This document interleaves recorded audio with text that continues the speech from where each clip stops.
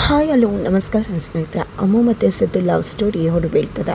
ಇದ್ರ ಜೊತೆಗೆ ಪ್ರಿಯಾ ಹೊಸ ನೌಟಂಕಿ ಆಟ ಶುರು ಮಾಡ್ಕೊಂಡಿದ್ದಾರೆ. ಹಾಗಿದ್ರೆ ಏನಾಯಿತು, ಏನು ಕತೆ, ಇದು ಎಲ್ಲವನ್ನು ಕೂಡ ತಿಳ್ಕೋಬೇಕು ಅಂದರೆ ಈಗಲೇ ನಮ್ಮ ಈ ಚಾನಲ್ನ ಸಬ್ಸ್ಕ್ರೈಬ್ ಮಾಡಿ, ಹಾಗೆ ಒಂದು ವಿಡಿಯೋವನ್ನು ಪೂರ್ತಿಯಾಗಿ ನೋಡೋದನ್ನು ಯಾವುದೇ ಕಾರಣಕ್ಕೂ ಕೂಡ ಮರಿಬೇಡಿ. ಇಲ್ಲಿ ಅಮ್ಮು ವಲ್ಲಭಂಗೆ ಸಹಾಯ ಮಾಡಬೇಕು ಅನ್ನೋ ಕಾರಣದಿಂದ ಟ್ಯೂಷನ್ ಮಾಡ್ತೀನಿ, ಪಾರ್ಟ್ ಟೈಮ್ ಜಾಬ್ ಮಾಡ್ತೀನಿ ಅಂತ ಹೇಳ್ತಾಳೆ. ಸುಂದ್ರವರು ಕೂಡ ಮಕ್ಕಳನ್ನ ಹುಡ್ಕೊಂಡು ಕರ್ಕೊಂಡು ಬರ್ತೀನಿ ಅಂತ ಹೋಗಿದ್ದಾರೆ. ಕೊನೆಗೂ ಕೂಡ ಇಲ್ಲಿ ಸುಂದ್ರವರು 4 ಜನ ಮಕ್ಕಳು, ಅವರ ಪೇರೆಂಟ್ಸ್ ಎಲ್ಲರನ್ನ ಕೂಡ ಕರ್ಕೊಂಡು ವಲ್ಲಭನ ಮನೆಗೆ ಬರ್ತಾರೆ. ಈ ಕಡೆ ಅಮ್ಮು ಅಂತೂ ಫುಲ್ ಖುಷಿ ಆಗಿಬಿಡ್ತಾಳೆ. ನೋಡು ಅಮ್ಮು, ನೀನು ಹೇಳ್ದಾಗೆ ಟ್ಯೂಷನ್ಗೆ ಕರ್ಕೊಂಡು ಬಂದಿದ್ದೀನಿ ಅಂತ ಹೇಳ್ತಾರೆ. ಎಷ್ಟನೇ ಕ್ಲಾಸು ಮಕ್ಕಳ ನೀವೆಲ್ಲ ಅಂತ ಕೇಳಿದಾಗ 2, 3, 5, 7 ಅಂತ ಹೇಳ್ತಾರೆ. ಜೊತೆಗೆ ಪೇರೆಂಟ್ಸ್ಗಳು ಕೂಡ ಸುಂದ್ರವರು ನಿಮ್ಮ ಮನೆ ಸೊಸೆ ಅಮ್ಮು ಟ್ಯೂಷನ್ ಮಾಡ್ತಾರೆ ಅಂತ ಹೇಳಿದರು, ಹಾಗಾಗಿ ನಾವು ನಮ್ಮ ಮಕ್ಕಳನ್ನ ಟ್ಯೂಷನ್ಗೆ ಅಂತ ಕರ್ಕೊಂಡು ಬಂದ್ವಿ ಅಂತ ಹೇಳಿ ಕಿರೀಚ್ ಅವ್ರಿಗೆ ಹೇಳ್ತಾರೆ. ಕಿರೀಚ್ ಅವ್ರಿಗೆ ಫುಲ್ ಖುಷಿ ಆಗುತ್ತೆ. ನಮ್ಮ ಅಮ್ಮು ತುಂಬ ಚೆನ್ನಾಗಿ ಓದ್ಕೊಂಡಿದ್ದಾಳೆ, ಅವಳು ತುಂಬ ಚೆನ್ನಾಗಿ ಟ್ಯೂಷನ್ ಮಾಡ್ತಾಳೆ ಅಂತ ಕೂಡ ಹೇಳ್ತಾರೆ. ಜೊತೆಗೆ ಸುಂದ್ರ ಅವರು, ಹೌದು ನಮ್ಮ ಅಮ್ಮು ಕಾಲೇಜಲ್ಲಿ ಟಾಪರ್, ನಿಮ್ಮ ಮಕ್ಕಳನ್ನ ಕೂಡ ಟಾಪರ್ ಮಾಡಿಬಿಡ್ತಾಳೆ ಅವಳು ಅಂತ ಕೂಡ ತಿಳಿಸ್ತಾರೆ. ಮಕ್ಕಳ ತಾಯಂದ್ರಂತೂ ನಮ್ಮ ಮಕ್ಕಳು ತುಂಬ ಬುದ್ಧಿವಂತರು, ಆದರೆ ತುಂಬ ಹಠ ಮಾಡ್ತಾರೆ ಮತ್ತು ತುಂಬ ಆಟ ಆಡ್ತಾರೆ, ಮಾತೆ ಕೇಳೋದಿಲ್ಲ. ನೀನಾದರೂ ನಮ್ಮ ಮಕ್ಕಳಿಗೆ ಬುದ್ಧಿ ಹೇಳಿ ಅವ್ರನ್ನ ಚೆನ್ನಾಗಿ ಓದೋಂಗೆ ಮಾಡಮ್ಮ ಅಂತ ಹೇಳಿದಾಗ, ಖಂಡಿತ ಮಾಡ್ತೀನಿ ಆಂಟಿ, ನೀವೇನು ಬೇಜಾರು ಮಾಡ್ಕೋಬೇಡಿ, ಯೋಚನೆ ಮಾಡಬೇಡಿ ಅಂತ ಹೇಳಿ ತಿಳಿಸ್ತಾರೆ. ತದನಂತರ ಇಲ್ಲಿ ಅಮ್ಮ ಮಕ್ಕಳನ್ನೆಲ್ಲ ಚೆನ್ನಾಗಿ ಓದ್ತೀರಾ, ನನ್ನ ಮಾತು ಕೇಳ್ತೀರಾ ಅಂದಾಗ ಖಂಡಿತವಾಗ್ಲೂ ಕೂಡ ಅಕ್ಕ ನಿಮ್ಮ ಮಾತು ಕೇಳ್ತೀವಿ, ಚೆನ್ನಾಗಿ ಓದ್ತೀವಿ ಅಂತ ಹೇಳ್ತಾರೆ. ನಂತರ ಟ್ಯೂಷನ್ಗೆ ಫೀಸ್ ಎಷ್ಟು ಅಂತ ಹೇಳಿ ಮಕ್ಕಳ ತಾಯಂದಿರು ಕೇಳಿದಾಗ, ಅಯ್ಯೋ ಇನ್ನೂ ಯೋಚನೆ ಮಾಡಿಲ್ಲ, ಆಮೇಲೆ ತಿಳಿಸ್ತೀವಿ ಅಂತ ಹೇಳಿ ಅಮ್ಮ ಹೇಳ್ತಾರೆ. ಇವತ್ತು ಸಂಜೆಯಿಂದನೇ ಟ್ಯೂಷನ್ಗೆ ಬಂದುಬಿಡಿ ಅಂತ ಕೂಡ ಇಲ್ಲಿ ಅಮ್ಮ ಮಕ್ಕಳಿಗೆ ತಿಳಿಸಿದಾಗ ಸರಿ ಆಯಿತು, ಇವತ್ತು ಸಂಜೆಯಿಂದನೇ ನಮ್ಮ ಮಕ್ಕಳನ್ನ ಟ್ಯೂಷನ್ಗೆ ಕರ್ಕೊಂಡು ಬರ್ತೀವಿ ಅಂತ ಹೇಳಿ ಪೇರೆಂಟ್ಸ್ ಕೂಡ ಮಕ್ಕಳನ್ನ ಕರ್ಕೊಂಡು ಹೋಗ್ತಾರೆ. ಈ ಕಡೆ ಸುಂದರ ಅವ್ರಿಗಂತೂ ಅಮ್ಮ ಥ್ಯಾಂಕ್ಸ್ ಹೇಳ್ತಿದ್ದಾಳೆ. ಏನು ಮಾವ ಹೇಳಿದ ತಕ್ಷಣ ಕೊನೆಗೂ ಕರ್ಕೊಂಡು ಬಂದೇ ಬಿಟ್ರಲ್ಲ ಅಂದಾಗ, ಇದು ಸುಂದರ ಹೋಗಿರೋದು, ಇನ್ಯಾರು ಸುಂದರ ಹೋಗಿದ್ದಾನೆ ಅಂದಮೇಲೆ ಕೆಲಸ ಆಗಲೇಬೇಕು ಅಂತ ಹೇಳ್ತಾರೆ. ಸರಿ ಮಾವ, ಒಂದು 4 ಜನ ಮಕ್ಕಳಿಗಿಂತ ಇನ್ನೊಂದು 4 ಜನ ಮಕ್ಕಳು ಇದ್ದಿದ್ರೆ ತುಂಬ ಚೆನ್ನಾಗಿರ್ತಿತ್ತು ಅಂತ ಹೇಳಿದಾಗ, ಖಂಡಿತ ಇವತ್ತು 4 ಜನ ಮಕ್ಕಳು ಬಂದಿದ್ದಾರೆ, ಹಾಗೆ ಕರ್ಕೊಂಡು ಬರ್ತೀನಿ ಬಿಡು ಅಂತ ಹೇಳಿ ಸುಂದ್ರವ್ರು ಹೇಳ್ತಾರೆ. ನಂತರ ಫೀಸ್ ಎಷ್ಟು ಅಂತ ಹೇಳಿದ್ ಮಾವ ಅಂತ ಹೇಳಿದಾಗ, 3ನೇ ಕ್ಲಾಸ್ ಮಕ್ಕಳಿಗೆ 300, 4ನೇ ಕ್ಲಾಸ್ ಮಕ್ಕಳಿಗೆ 400, 7ನೇ ಕ್ಲಾಸ್ ಮಕ್ಕಳಿಗೆ 700 ಅನ್ನೋ ರೀತಿ ಫೀಸ್ ತೊಗೊಂಡ್ಬಿಡು ಅಂತ ಹೇಳ್ತಾರೆ. ನಂತರ ಅಮ್ಮು ನಿಮ್ಮ ಮಾವಂಗೆ ಹೇಳಿದ್ಯಾ ಅಮ್ಮು ಅಂತ ಅತ್ತೆ ಮಾವಂಗೆ ಹೇಳಿದ್ಯಾ ಅಮ್ಮು ಅಂತ ಕೇಳಿದಾಗ, ಹೌದು ಅತ್ತೆ ಹೇಳಬೇಕಾಗಿದೆ, ಇವತ್ತು ಸಂಜೆ ಬರ್ತಾರಲ್ವ ಅವಾಗ ಹೇಳ್ತೀನಿ ಅಂತ ಹೇಳ್ತಾರೆ. ಅಷ್ಟರಲ್ಲಿ ಪ್ರಿಯಾ ಕೂಡ ಬರ್ತಾರೆ.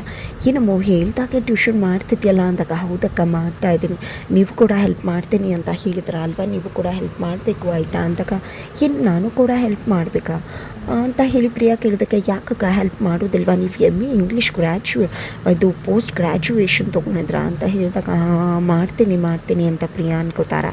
ನಮ್ಮ ಮನೆಯಲ್ಲಿ ಒಬ್ಬರು ಗ್ರ್ಯಾಜುಯೇಟು, ಒಬ್ಬರು ಪೋಸ್ಟ್ ಗ್ರ್ಯಾಜುಯೇಟ್, ಎಷ್ಟು ನಮ್ಮ ಮನೇಲಿ ವಿದ್ಯಾವಂತರಿದ್ದಾರೆ ಅಂತ ಹೇಳಿ ಸುಂದ್ರವರು ಹಾಡಿ ಹೋಗ್ಲುತ್ತಿದ್ದಾರೆ. ಈ ಕಡೆ ಪ್ರಿಯಾ ಅವರು, ಅಯ್ಯೋ ನಾನು ಕೊಟ್ಟಂತಹ ಐಡಿಯಾ ನನಗೆ ತಿರುಗ್ಬಾಣವಾಗಿ ಹೊಡಿತಿದ್ಯಲ್ಲಪ್ಪ, ಏನಪ್ಪ ಮಾಡೋದು ನಾನು ಅಂತ ಅನ್ಕೋತಾರೆ. ನಂತರ ಇನ್ನೂ ಕೂಡ ಮಾವಂಗೆ ಹೇಳಿಲ್ಲ ಅಂತ ಹೇಳ್ತಿದ್ಯಲ್ಲ ಅಮ್ಮ, ಮಾವ ವಿಚಾರ ಮಾಡ್ಕೊಳ್ಳಲ್ವ, ಮಾವಂಗೆ ಹೇಳ್ದೆ ಮಾಡೋಕ್ಕಾಗತ್ತಾ ಅಂದಾಗ, ಅಯ್ಯೋ ಅಕ್ಕ ಮಕ್ಕಳು ಬರ್ತಾರೆ ಅನ್ನೋ ಕನ್ಫರ್ಮೇಷನ್ ತೊಗೊಂಡ್ಮೇಲೆ ತಾನೇ ನಾವು ಮಾವಂಗೆ ಹೇಳ್ಬೋದು, ಅದೇ ಕಾರಣಕ್ಕೆ ಈಗ ಮಕ್ಕಳು ಬರ್ತಾರೆ ಅಂತ ಗೊತ್ತಾಯ್ತಲ್ಲ, ಇವತ್ತು ಸಂಜೆ ಮಾವ ಬರ್ತಿದ್ದಾಗೆ ಅವ್ರ ಪರ್ಮಿಷನ್ ತೊಗೊಂಡ್ಬಿಡ್ತೀನಿ, ಖಂಡಿತ ಮಾವ ಅಂತೂ ಈ ಒಂದು ಒಳ್ಳೆ ಕೆಲಸಕ್ಕೆ ಇಲ್ಲ ಅಂತ ಹೇಳೋದಿಲ್ಲ ಅನ್ನೋ ನಂಬಿಕೆ ನನಗಿದೆ ಅಂತ ಹೇಳ್ತಾರೆ. ಅತ್ತ ಕಡೆ ಇಂದ್ರಾಣಿಯವರು ಸಿದ್ದುನ ಭೇಟಿ ಮಾಡೋಕ್ಕೆ ಹೋಗ್ತಾರೆ. ಸಿದ್ದುನ ಭೇಟಿ ಮಾಡೋಕ್ಕೆ ಹೋಗ್ತಿದ್ದಾಗೆ, ಸಿದ್ದು ಯಾಕೆ ನೀವು ನನ್ನ ಭೇಟಿ ಮಾಡೋಕ್ಕೆ ಬಂದಿದ್ದು, ನನ್ನ ಅಮೂಲ್ ಲವ್ ಸ್ಟೋರಿ ಮುಗ್ದೋಗಿರೋ ಚಾಪ್ಟರ್ ಅಂತ ಹೇಳ್ತಾರೆ. ಹೌದಪ್ಪ, ನಿಮ್ಮಿಬ್ರದ್ದು ಮುಗ್ದೋಗಿರೋ ಚಾಪ್ಟರ್ ಇರ್ಬೋದು, ಆದರೆ ನಿಮ್ಮಿಬ್ಬರು ಲವ್ ಸ್ಟೋರಿ ನಮ್ಮ ಮನೆಯಲ್ಲಿರೋರಿಗೆ ಗೊತ್ತಾಗಬೇಕಲ್ವ, ಅದೇ ಕಾರಣಕ್ಕೆ ನೀನು ನಮ್ಮ ಮನೇಲಿ ಬಂದು ಇರೋರ ಹತ್ರ ಎಲ್ಲ ವಿಷಯನೂ ಕೂಡ ಹೇಳಬೇಕು, ನಿಮ್ಮ ಲವ್ ಸ್ಟೋರಿ ವಿಷಯ ಹೇಳಬೇಕು ಅಂತ ಹೇಳ್ತಾರೆ.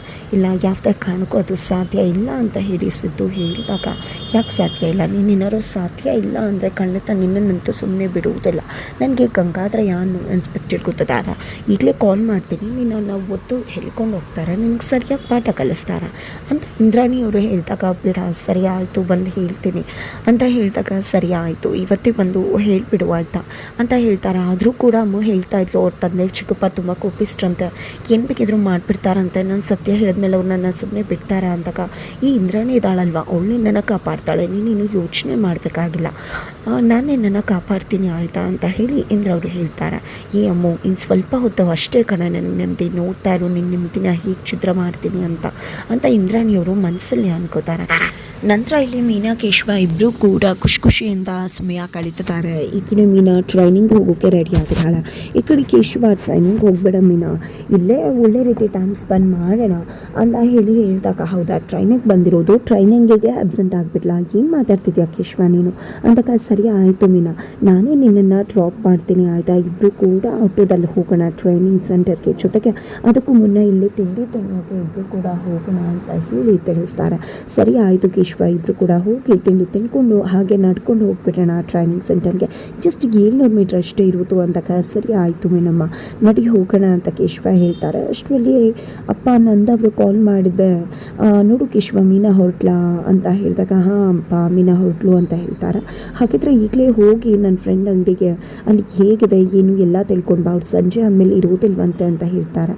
ಸರಿ ಆಯಿತು ಅಪ್ಪ ಅಂತ ಹೇಳಿ ಕೇಶವ ಬೇಜಾರು ಮಾಡ್ಕೋತಾರೆ. ಯಾಕೆ ಕೇಶವ ಬೇಜಾರು ಮಾಡ್ಕೊಂಡಿದ್ಯಾ, ನನ್ನ ಜೊತೆ ತಿಂಡಿ ತಿನ್ನೋಕ್ಕೆ ಬರೋಕ್ಕಾಗೋದಿಲ್ಲ ಅಲ್ವಾ ನಿನಗೆ, ನಂಗೆ ತುಂಬ ಚೆನ್ನಾಗಿತ್ತು ಮಾವ, ನನಗೆ ತುಂಬ ಕೆಲಸ ಹೇಳಿದ್ದಾರೆ ಅಂತ.